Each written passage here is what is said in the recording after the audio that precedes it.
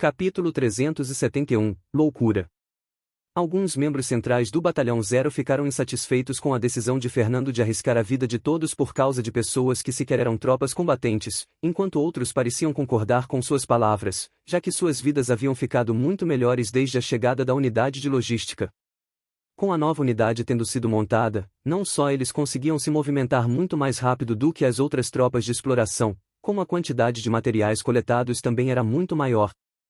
Além do mais, com várias tarefas simples sendo delegadas a eles, a maioria dos soldados poderiam se manter sempre ativos e apostos, podendo reagir muito mais facilmente às emboscadas e ataques surpresa.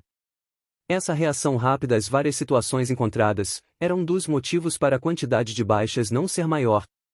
Mesmo assim, muitos ainda pareciam não concordar, mas independente de suas opiniões ou divergências, todos seguiram as ordens do seu comandante. Ilgner, em especial, deu um leve sorriso com a decisão do jovem, de manter sua palavra e cumprir com suas promessas. Em menos de meia hora, o local em que estavam estacionados foi desmontado e logo o batalhão começou a marchar em direção à última localização onde residiam os parentes de alguns membros da unidade de logística. Enquanto marchavam, Fernando convocou o velho Damon. Logo sua promessa estaria praticamente cumprida, já que qualquer coisa além de Garância estava fora de seu alcance. "O que você sabe sobre o local?", perguntou, com um rosto calmo. Mesmo que soubesse sobre algumas informações superficiais, achou melhor perguntar mais detalhes sobre a região. Ele havia feito o mesmo em todos os outros locais que visitaram. É uma vila chamada Rosina, focada na agricultura. Era um local relativamente movimentado devido à sua localização e pelo fato de interligar duas outras vilas. Além disso, estava sob a proteção direta de Garância, como seus produtores de alimentos.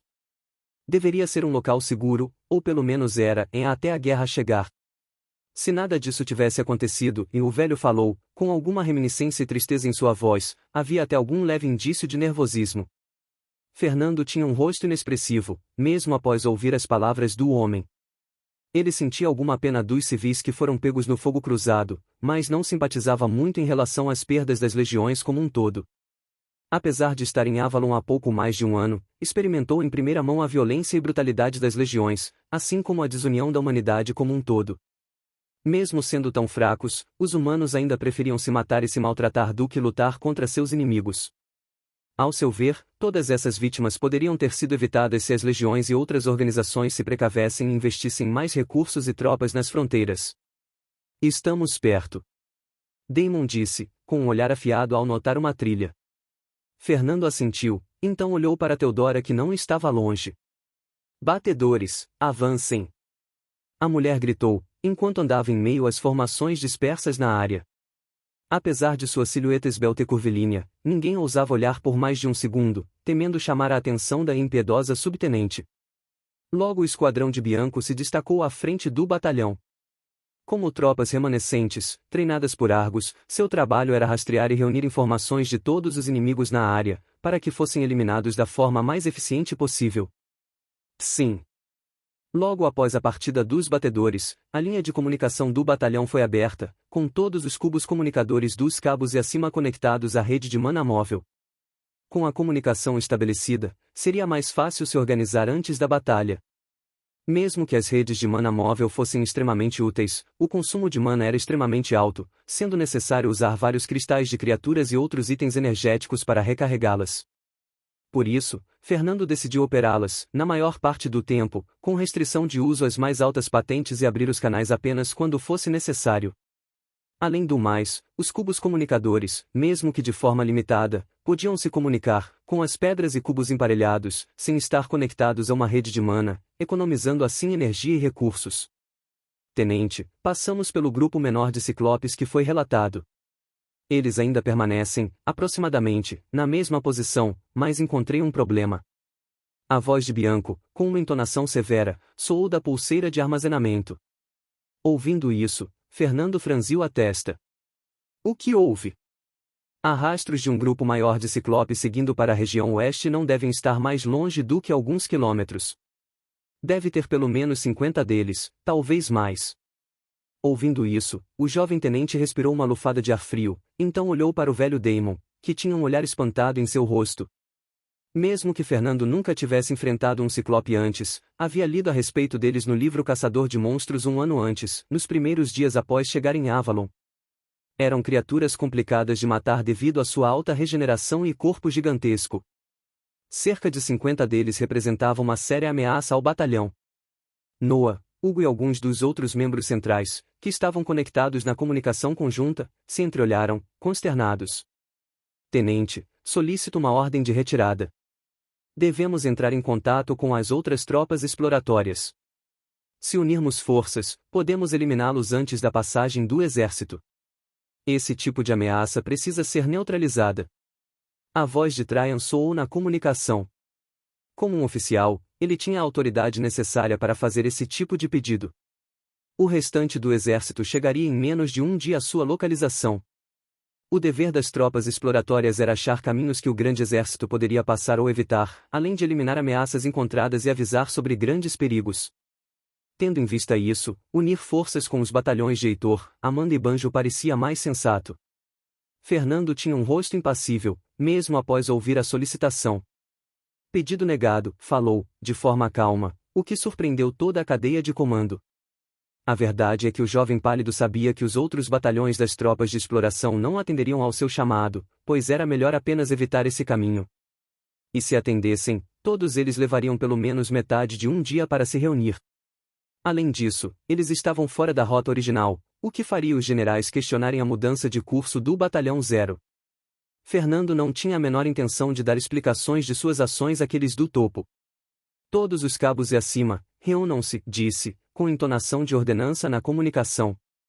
Essa ordem estranha, seguida da negação do pedido de retirada, pegou todos de surpresa.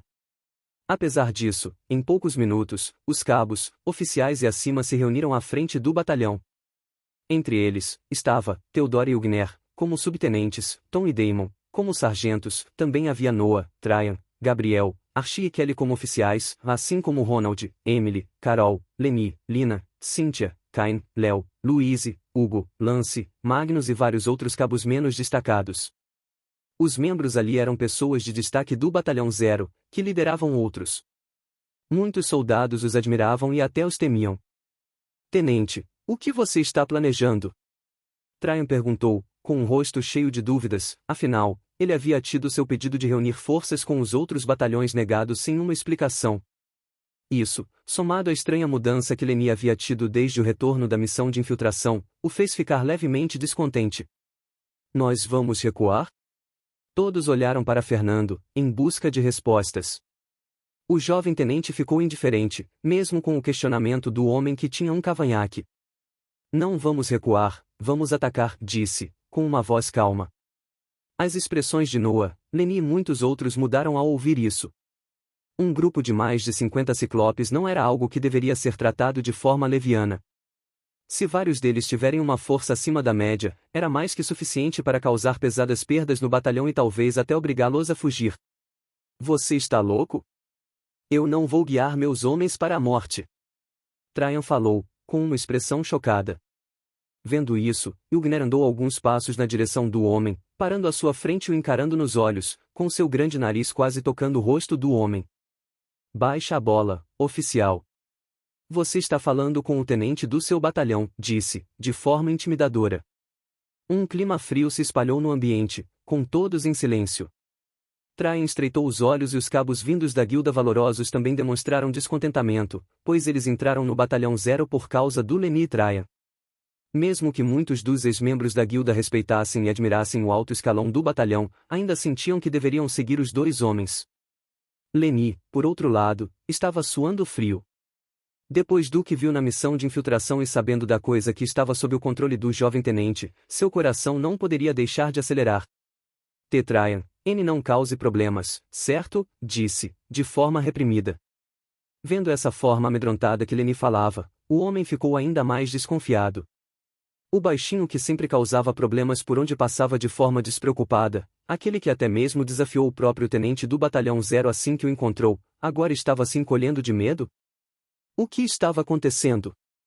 Fernando viu tudo aquilo com uma expressão calma, ele sabia que isso poderia acontecer mais cedo ou mais tarde.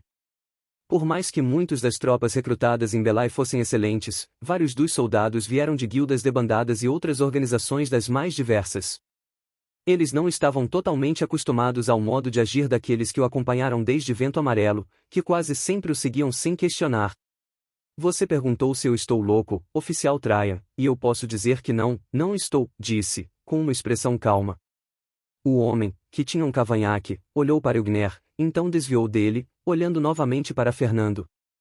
Então como planeja batalhar com mais de 50 ciclopes com apenas nossas forças? Nós podemos vencer, é verdade, mas as nossas perdas. E quem disse que vamos enfrentar todos os ciclopes? Fernando falou, interrompendo o homem. Oh, o quê? Traian olhou, sem entender, assim como os demais. O jovem tenente deu um leve sorriso, varrendo seus olhos sobre todos os presentes. Vocês todos entenderam algo errado aqui. Eu nunca disse que iríamos para uma batalha. Na verdade, está mais para um massacre unilateral. As palavras insanas de Fernando fizeram com que todos no local ficassem abismados.